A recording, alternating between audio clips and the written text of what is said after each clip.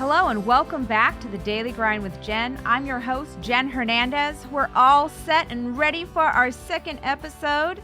This episode is entitled, It's the Little Things. We're going to be focusing on just some of the little things that have cropped up this week in my household that have made a difference. And also, I'm very excited because a girlfriend of mine, Karen, is going to be calling into the show and sharing with us some of the not so little things actually that she's been working on in her household while she's been under quarantine. She's done a whole bunch of different home improvement projects. She's even gotten some of her girls involved in them.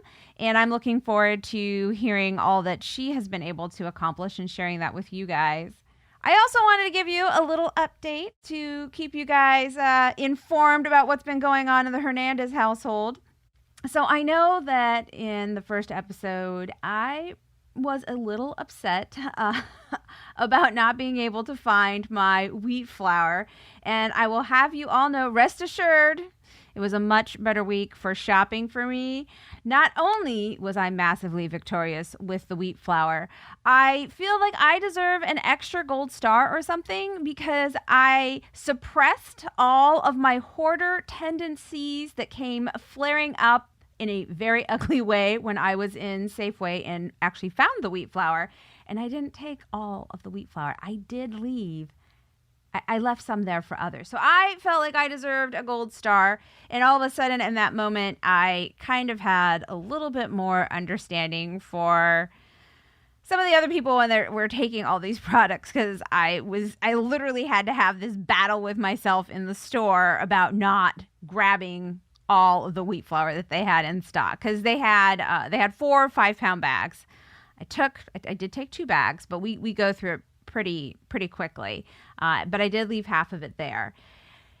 The other update on the shopping front is it did take a couple different stores. However, I was able to find yeast, and rest assured, I know everyone was kind of curious for a toilet paper roll update. We do have, I think we're down to 4 rolls. However, even though I still can't find actual toilet paper in the store, I came up with a better plan B. This last trip, I had to go into the store at Walmart because I was looking for yeast and toilet paper at that point still. And I found flushable wipes. So we have a plan B, the flushable wipes, and we still, now our old plan B is plan C, and our old plan C is now plan D. So I feel like, we're pretty set, and I'm not too concerned anymore about some of these essentials that I was without. One of the other little victories for our household this week was, so David and Elena did the puppet show activity for our online church group this last week. And they came up with this little puppet show and they put it on, and they actually ended up really enjoying it. I was proud of them. They wrote out their script. I was thinking we probably could also work on some creativity here. Man, my kids just must have been like super hungry or something, because all of the characters were named after food. The whole little skit was all about food. And afterwards, we did have dinner. So maybe that was it. I'm not too sure. But anyways, the kids got a real kick out of being filmed. And so they want to keep continuing to do little puppet shows and be filmed and share their puppet show with like other family members and stuff. The other kind of little thing that happened in our household that was actually pretty exciting, though. We got a letter from Jordan Ray. So the kids were super stoked. Elena insisted on carrying the letter all the way back up the hill to the household. And in fact, the kids didn't even wait for us to get inside the house to open it. Once we got to the front porch, they insisted I open it and see what their big brother had to say to them. They really enjoyed hearing from him.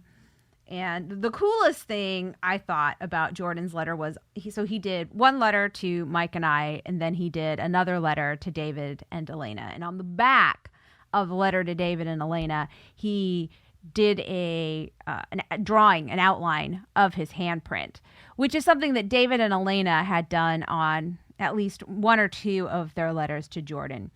But on his, he put on it, something to the effect of, a high five from far, far away. So David thought that was just super cool. And I didn't even say anything to him about it. I just kind of showed it to him and read the back to him. And he put his hand right up over Jordan's handprint there and just kind of rested it there for a second. And it was a pretty touching moment because they got a chance to kind of interact with Jordan in that moment. And that was really cool because after David did it, then Elena did the same thing too. So what I'm hoping to do is get a picture frame and put that in there and put it up somewhere where the kids are a lot, probably David's room because they both seem to hang out there a lot, so that they can give their big brother a high five whenever they want. The other entertaining thing that came up this week was our quarantine Easter. So I hope all you guys had a happy quarantined Easter. It definitely did look different this year. Easter did look different. I've been keeping kind of odd hours since we've been under quarantine, and they've gotten progressively longer days and longer nights and shorter time sleeping. So I was up at 3:45, I think, Easter Sunday morning to make sure that everything was ready for Easter. And there wasn't that much to get done, but for whatever reason, I just was up.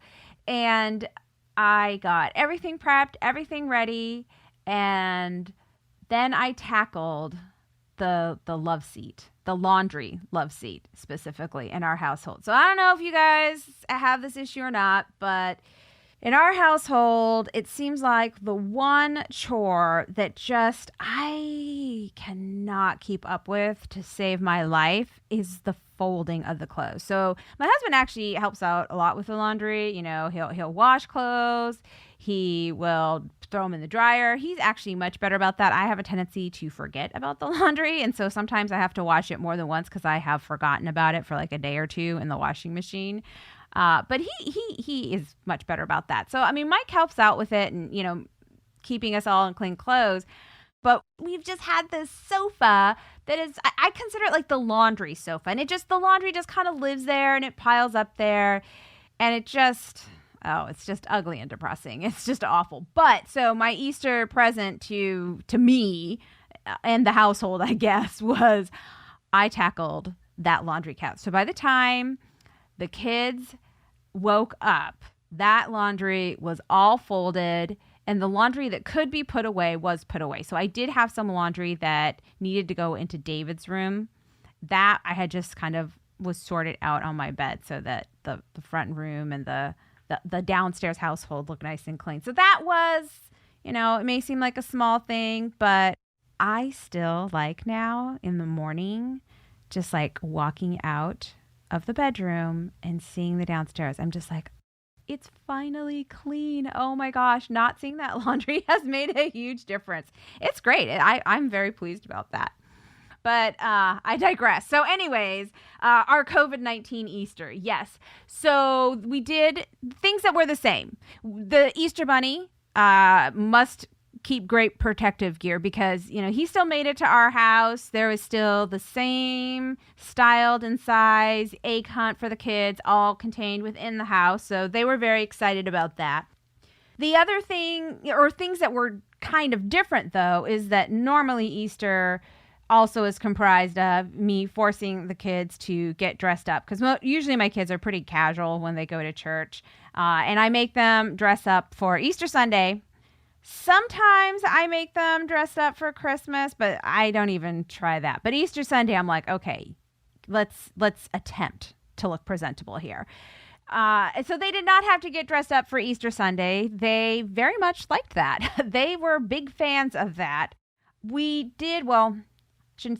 I got to log online for the sunrise service that New Life Church was doing. And it was actually cool because I was the only person who was home and awake at the time. The kids were home, but they were sleeping. Mike was still at work. I was folding the laundry. I just kind of popped my phone up on the dresser and put it on and got to really just kind of enjoy it and really get into worship. So the one drawback that I have experienced during this lockdown time period when, we're all watching church online together is I'm self-conscious about worshiping in front of my kids. Like, I should not be. I want my kids to enjoy worship and see it, but for some reason, I don't know if it's being in front of the kids or Mike or what it is, like other people hearing me sing, it makes me a little uncomfortable and unconscious. So I kind of like do it under my breath or not at all, just kind of quietly listen to it. So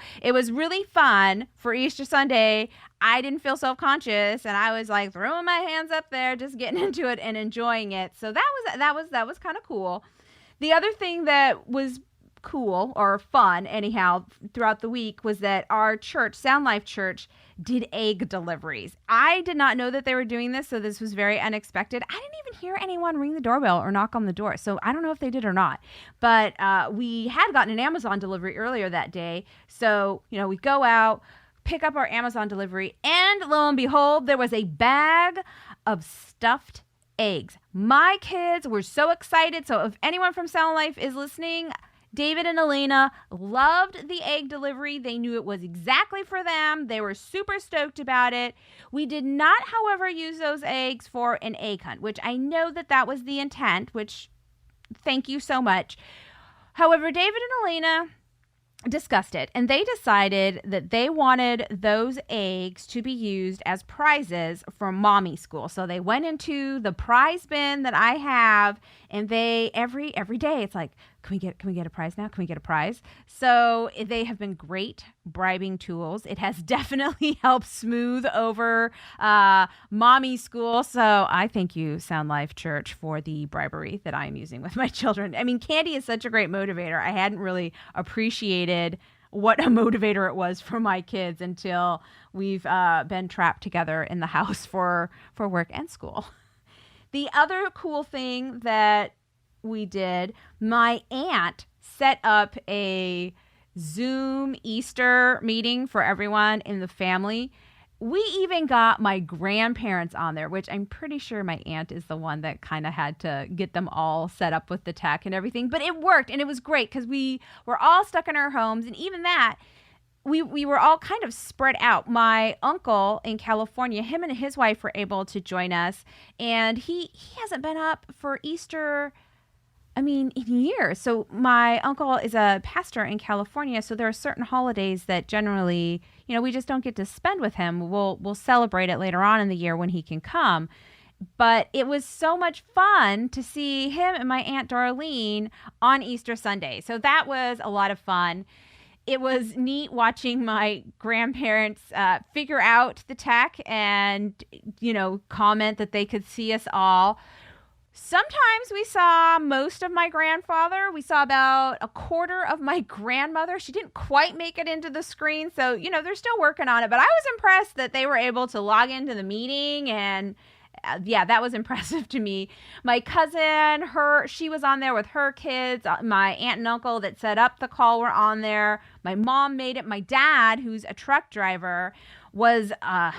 He got stuck in Kansas. His load wasn't ready to leave on time, so he didn't make it home in time for Easter. He was in Idaho. In fact, he was a little bit late to the call because he had to find a rest stop to pull off to so he could log in.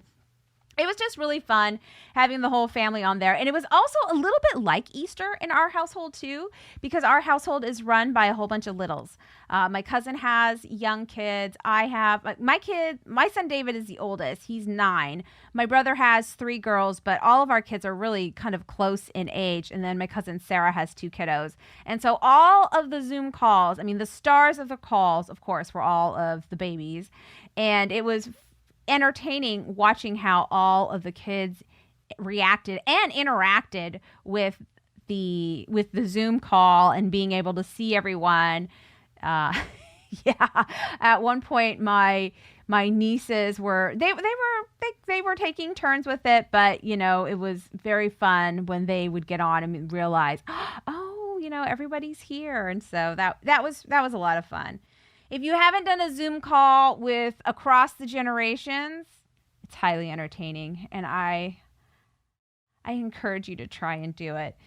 One of the other things that happened this week in our household is that decisions decisions needed to be made because with school being canceled for the year, I had to make some choices about how are we going to do school in our household, because it really had not been working very well, at least for me. So I did talk with my work, and they were incredibly gracious. I am very grateful for them. I have a somewhat modified new schedule. Still doing the same amount of hours, just doing them at slightly different times. But it is understood now that I'm going to be taking about anywhere from a 2 to a 2.5 hour break in the middle of the day. And it's not necessarily going to be at the same time, but I'm going to be taking that break, and it's going to be dedicated just for homeschooling the kids. So far, we're only 2 days into this new schedule, and it's been better. I think that, there's still some modification that can be done, will be tweaked and get even better. But I do feel like we're getting there, and that's been a good thing. And the other thing that came up this last week, and it came up the week before, but we finally got it in place this week, is, I think I shared with you guys last week, my son David is on what's called an IEP, an individualized education plan. He's basically on it for every academic thing that you can get in school. But one of his paraeducators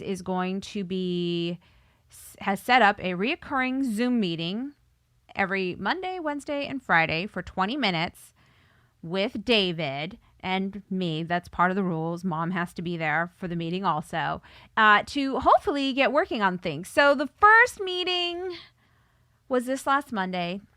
A little disappointed with it. I mean, I kind of get why it was more like introductory. Hi, I'm the paraeducator. I just want to check in, see how you guys are doing, and we'll get starting to work on Wednesday. I was a little disappointed. I wanted to see, all right, let's get to it. Here's the plan. Here's what we need to be doing. Oh, and by the way, Mom, have them do X, Y, and Z, and it's going to be due on Wednesday when we meet in again. Wasn't quite like that, but at the same time, I get it. Probably need to ease into it. I just really appreciated that she even reached out in the first place to try and set up any kind of schooling for David, because David's teacher, she has 20 plus third grade students. And so she sends out, little tasks and things that they're supposed to be doing.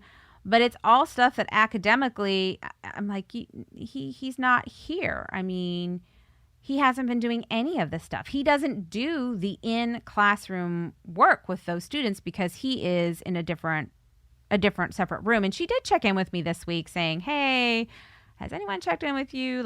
Is he doing anything right now? And I was like, well, I mean, we've done some stuff. But yes, someone did check in with us.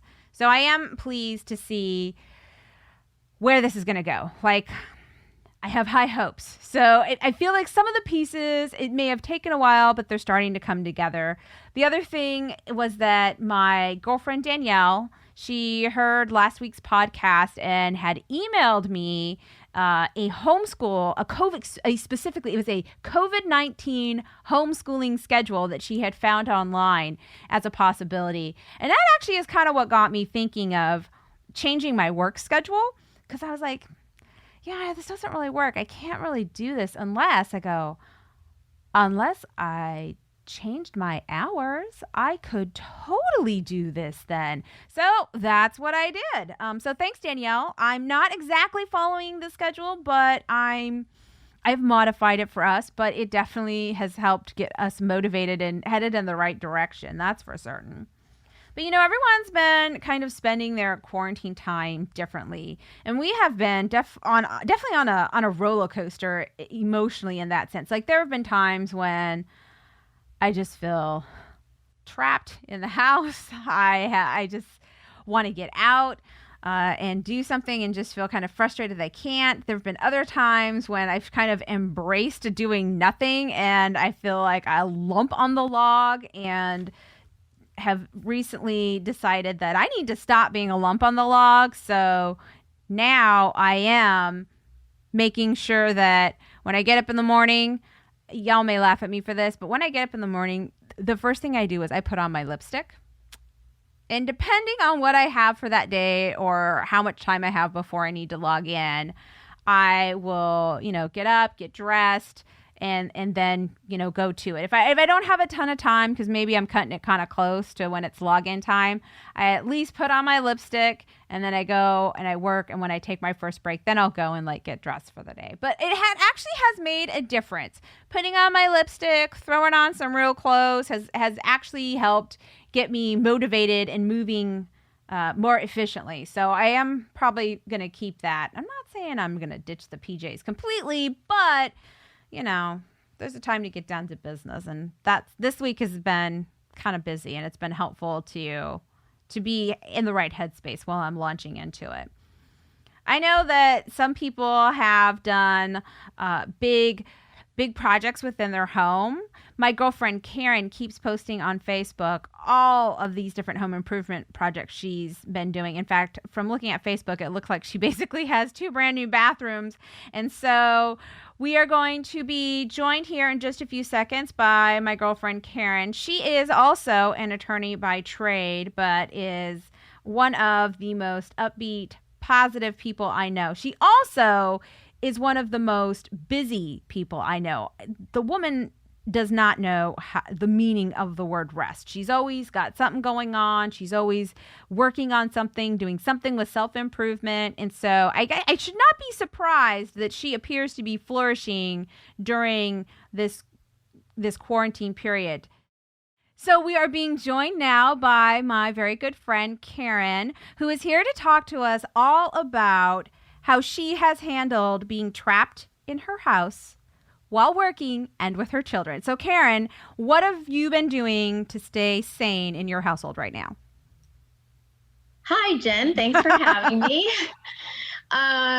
Well, inadvertently, I started a home improvement spree, but it was not my plan. We were looking for toilet paper and went under the sink in the girls' room, and we found toilet paper that was wet and moldy, and clearly the sink was leaking. Oh no, what did you do? So what every good mom does, stick a bucket under it and go to bed and think about, we have COVID-19. I probably wasn't going to get a plumber out to the house. The sink is still leaking. Maybe it's something I could do myself. So that was my first project. I was going to just simply take a round sink. We did figure out that the sink itself was leaking. So not just the plumbing underneath, but it was actually a sink problem. So we had to get a new sink. So I measured the sink and I was going to put a new round sink in. And my daughter, who is a DIY person and a home and garden television person, and she was like, "Mom, you can't put a brand new sink on that laminate countertop. That's just a waste of money." I was like, "Oh, yes, I can." You're like, "Watch me." Watch me. So we went, this is so funny. We went to Lowe's. We got a round sink.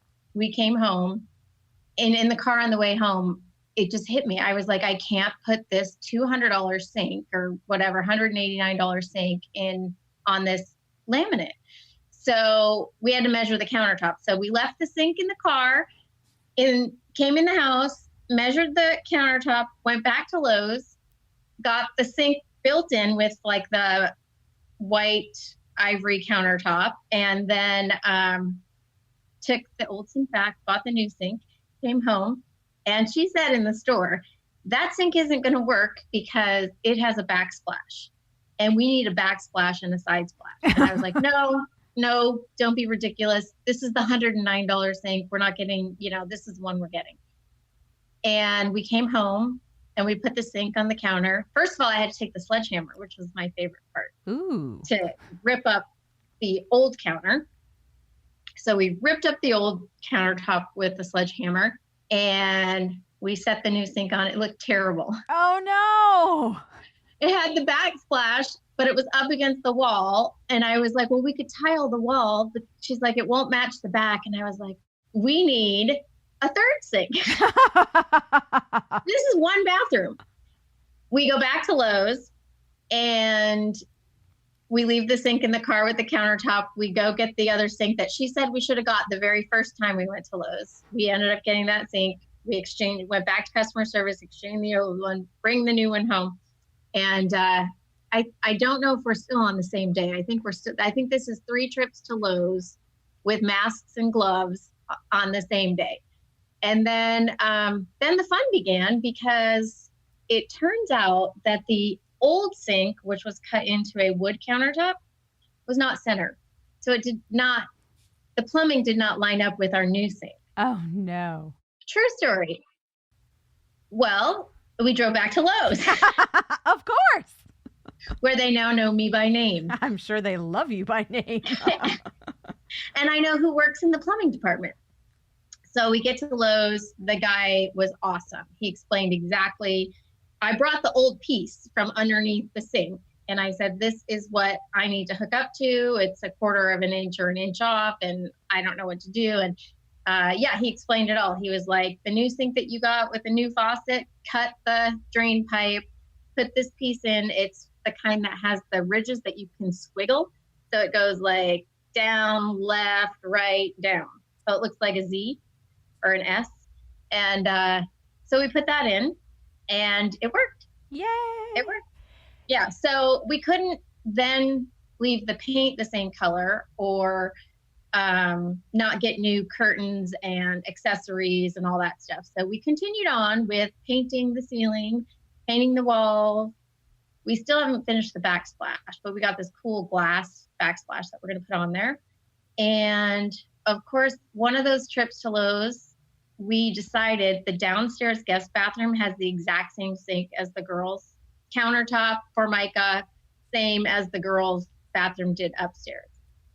So what did we do? Gave it a facelift? Yes, we did. Of course. We bought another sink. And I let my daughter pick it out. And she picked out the correct one the first time. Another countertop, sunken sink with a marble countertop and granite. She says it's granite. And so the first bathroom project took about a week. Got it done. The second week was spring break. Now I'm working from home. The girls are schooling from home. We're trying to do these home improvement projects in the evening. And now they're going to their dad's for spring break. So I was like, I have a week. I can do this by myself. I'm pretty much an expert. I already did one. Hopefully it'll all line up and everything will work out. Same exact problem. Got the countertop on there, got the old plumbing out, did not line up. But I knew what to do. Went back to Lowe's, got all the same parts, glued it all, put it all together, and that SOB leaked for 3 days. Oh no! What happened?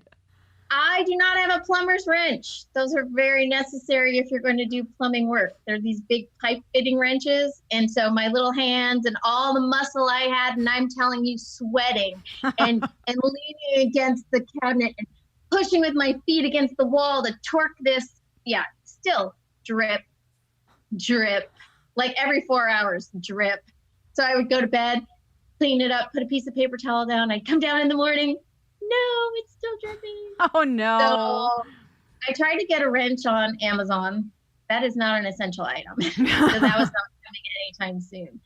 So back to Lowe's, got a wrench. Even when I tightened it, it still took another 4 or 5 times to finally get this thing tightened. And so, of course, I thought I should do the kitchen sink. You've done another one now. Mm-hmm. So I got the downstairs bathroom. I got it not to leak. I got the sink put in. I got the countertop put in. I got new fixtures. I did not paint. That paint looks fine. I decided. And I was like, I'll just get a new kitchen faucet because I hate our kitchen faucet. You can't even turn it or rotate it. It's really old. That should be about a 1-hour project. I've already done 2 faucets, 2 sinks. Like, I knew what I was looking at, right? Turns out kitchen sinks are totally different than bathroom sinks. Particularly my kitchen sink. So I get underneath it. It's a double kitchen sink. So one is like 8 inches deep and the other one's like 12 inches deep. And there's no room under there, but I cram my body behind the drains, behind the plumbing, and I look up at the top drain and it has some weird, never seen before U-bracket bolting the faucet to the sink. Like you can't get it out. Like, so I YouTube this because I'm getting really good at YouTubing DIY projects. And there's one video and the guy says the same thing as me. If you see this U-bracket, if you're looking up at your kitchen sink and you see this U-bracket and you think, holy hell, how do I get that off there? He goes, I'm going to show you how. I was like, no way. I found a video that's going to show me how. So I watched this 3-minute video, super easy. You take this off, you cut this hose, you move that, and you find a bolt. When you find this bolt, you just simply take it off. So I was like, oh, I'll just do that. Couple of more hours on Friday night, I'm cutting, stripping. I find the bolt, which is stripped. Oh no. Oh yes. It doesn't come out. It won't come out. I'm sweating. I'm twerking. I'm crying. I'm about to throw a big girl tantrum. I'm drinking. I cannot get this out. And so I YouTube stubborn faucets and corroded faucets and how to remove a damaged faucet. Turns out you just get a miter saw and you cut that SOB and you go all the way through the whole top of the faucet, through the copper lines, through everything. You just saw, and then you saw the bottom part, and then you yank on both the top and the bottom and you twist it till it breaks. And that's how I got the faucet out. So a 1-hour project took at least 5 hours, had to buy a miter saw, chip the sink, but tiny, got a repair kit on Amazon for $25. My next project.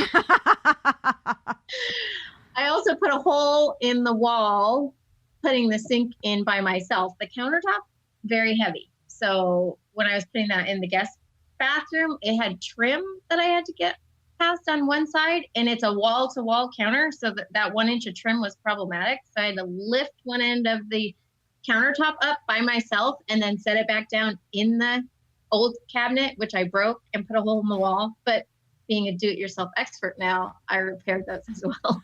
So all of these repairs and projects you've been doing, you mentioned YouTube. Is that primarily how you're figuring out how to do some of this stuff? YouTube and the dudes at Lowe's are awesome. Yes. So did your daughter approve of the kitchen sink?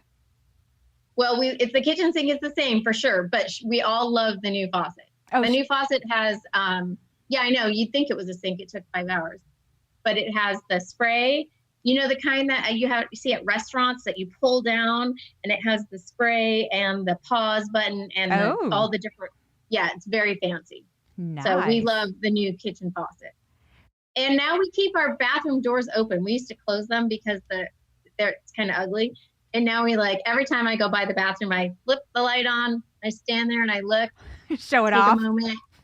I just breathe in and look at the bathroom, and I am so proud of myself. Then I turn the light off and go about my day. That is so awesome. So are you going to let your daughter pick the next project? I think we're wrapping it You're up. Wrapping it up. Oh, well, actually, we're wrapping up the plumbing section of our lives. We are on to electricity. Yesterday. Yesterday was the last day of spring break for my daughter. So she came home from Yakima from her dad's house on Sunday. And on Monday, we decided we needed new kitchen lights because in the bathrooms, we also put new bathroom light fixtures. Turns out electricity is really simple if someone explains it to you. So during the first sink remodel or upgrade, we had a power outage. And I think it had to do with me taking the old light fixture down, and then all 3 bathrooms lost power. Oh no. I had to call I put it on Facebook. This is amazing. Somebody responded up on Facebook and said, hey, this electrician, his name's Bo. He's great. Call him. I thought, it's 4:30. There's no way. Yep. He picked up his phone. He spent an hour on the phone. He walked me through this is what the red wire does. This is what the copper wire does. This is what the black wire does. This is what your light switch does. And this is what I want you to do. And I was taking pictures of it and sending it to him. And he was commenting as he was driving home from work with his wife in the car and a bag of Mexican food. He said, it's just me and my wife and our dinner. No problem. What's going on? And I've never met this guy.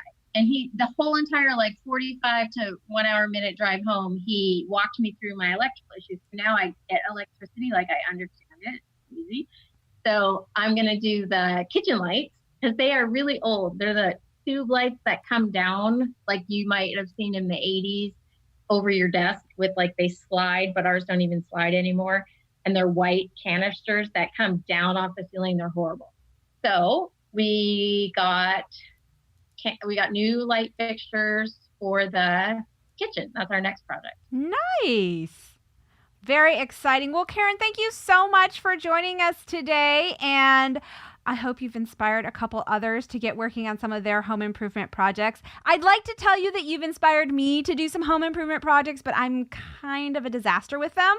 So I'm just hoping that I get inspired with decluttering. That's going to be my thing next that I need to attack. I mean, your house is no one else probably knows this, but your house is always clean and immaculate every time I see it. So I'm hoping to get inspired by making my house be presentable and clean and immaculate. That in and of itself is a big task. So I wish you luck. Not just your house, our house too, any house. It's hard to keep up with that stuff. If you are an organizer or a declutterer or a minimalist and have tips, hit me up because I will take all of the minimalist tips that I can get. But I want to talk to you guys a little bit about my Bible study bistro with Jennifer Rothschild. I know I mentioned it last week, but I have a little bit of a mini update with it.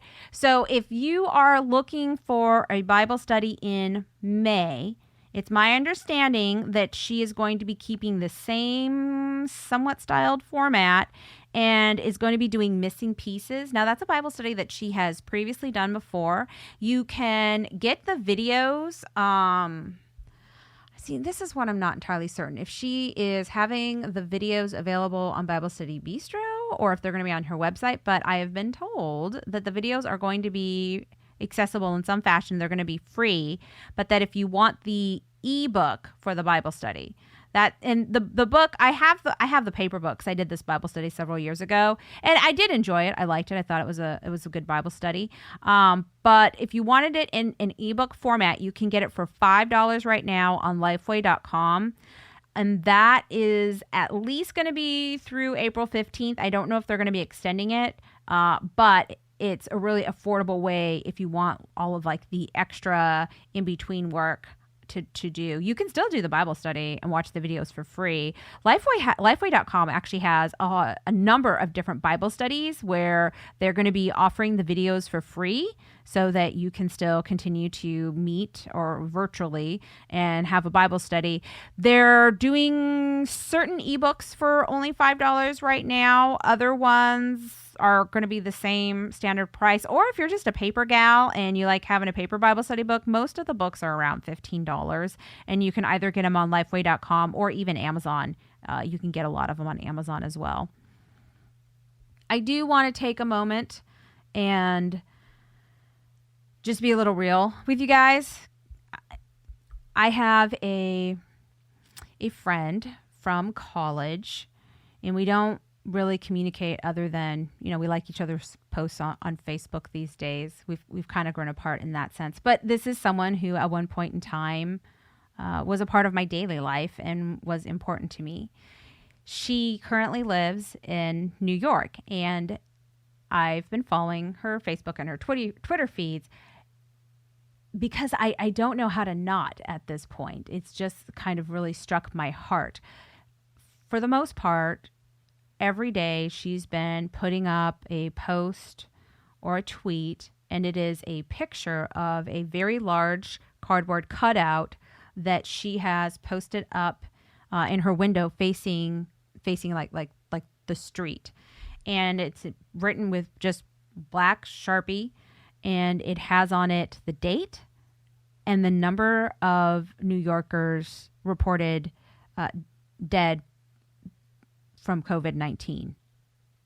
And it has been somewhat like shocking to see it. Like I can look at a news report, hear data and be like, oh boy, yeah, that's man, that's bad. That's really too bad. But when I see someone that I know putting that information out there and just putting it down like, hey, in my city, in my town, this is how many people not have been affected, but have died from this.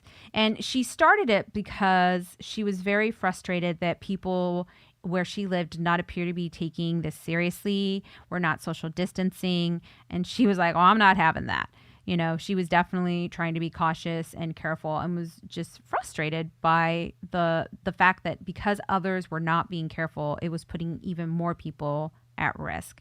So when I looked at Kathleen's sign yesterday, because I haven't had a chance to check in yet to see what it says for today, it said April 13th, 2020, 10,056 New Yorkers dead. She started this whole thing or this whole sign on April 1st. So the first tag on it shows 401 with 1,139 deaths, COVID-19 related deaths for New Yorkers. And to me, I'm like, wow, that's a big number. But between the time span of 13 days, they went from 1,139 deaths to 10,056 deaths. And that was just really sobering to me. And it also had me thinking and trying to, just reflecting a little bit, what do I do with this? What did I want to do with this information that Kathleen had put out and up there into the world? And I thought about it for a while. I was just, trying to figure out, like, what do I do with this information? She's putting it out there in the world because she wants people to take it seriously and wants them to, social distance. She wants them to quarantine. And I look at that and I'm thinking, I just feel like I should be doing something more. Like staying in my home, as much as it drives me crazy, I don't know if that's necessarily helping. I just was kind of at a loss with it. And as I was reflecting, I kind of stumbled upon this verse, which, I like it. I've known it for years, but it just kind of spoke to me. So I'm going to share it with you guys. It's 1 Corinthians 13:13. And now these three remain: faith, hope, and love. But the greatest of these is love. And what I really kind of walked away from that was, my challenge is to be my best self right now. My challenge is to love my friends, love my neighbors, love my family, love the stranger that's in need and needs something. I was in an adult equity online class the other day, and the woman leading it, her name's Erin Jones. She's absolutely amazing. So if you get a chance, go to Erin Jones LLC on Facebook and check out her Facebook page. She's got a ton of videos. She's awesome. But she was sharing that it was the time was now for us to be our best selves. And it all came out of a Zoom meeting she was in, and they got Zoom hacked, and it just, people put some really like hateful things up, and it was, kind of shocking for everyone. And she was upset, but mostly because she was like, I just don't get it. This is the time for us to be our best selves. We shouldn't be spewing hate. We should be, caring for one another. And so I was just struck by kind of this theme of, the greatest of these is love, and I think that that's something that, hey, I can do this, right? Like I can love, I can care about people, 'cause I do, and it's not just about, loving my kids that are here in my household, but my community. Like, where is the need in my community where I can give right now? I know that, like, for example, there is a middle school right up the road from me, and our church, even during the quarantine, is now still making sure that the backpacks of food that they were sending during the year to send home with kids, that those are still getting sent to the school, that those are still getting distributed. I mean, that's one way to like love my local community, is to make sure that, they have what they need. So if you're in a position where you can give to your local food bank, or maybe you have a neighbor that's elderly and needs, a little bit of assistance getting some grocery shopping done, I just really want to encourage you guys all to be your best selves, because that's what I'm going to be doing. I'm going to work on being my best self right now and loving my community, not just my local community, but my greater community here in the U.S. and abroad as well, looking to see like where is a need. There's so much that we can do if we just kind of do it together. I think we can be a lot more powerful if we focus on the positive and the things that we have in common and what we can do for one another, than focusing on the negative, I think. But that's kind of where my heart was this week. I also want to do a real quick, as I'm wrapping up, shout out to my girlfriend in the middle, Nikki. I loved reconnecting with you this week. I'm so glad that you called and we got to chat. So part of my version of being the best thing for me right now, or the best version of me, is I'm still praying for you and Joe. And hey, if you guys need something, let me know. I can Amazon it to you. I might not be able to show up in person, but I'm sure I can get whatever it is that y'all need. So that's about it, folks. Thank you so much for joining me today here with The Daily Grind with Jen. And I also want to give another thank you to Karen for joining us earlier in our podcast and sharing with us all that she's been doing with her COVID-19 quarantine time. I do want to hear from you guys, though, so please feel free to reach out. Drop me an email at TheDailyGrindWithJen@gmail.com. Feel free to drop off comments, responses, prayer requests. Also, if you want to support the show and you enjoy it, hit that subscribe button. You can comment, like us. Also, you can support us on Patreon. There should be a link to Patreon on the podcast as well. Thank you all, and look forward to chatting with you next week. Bye.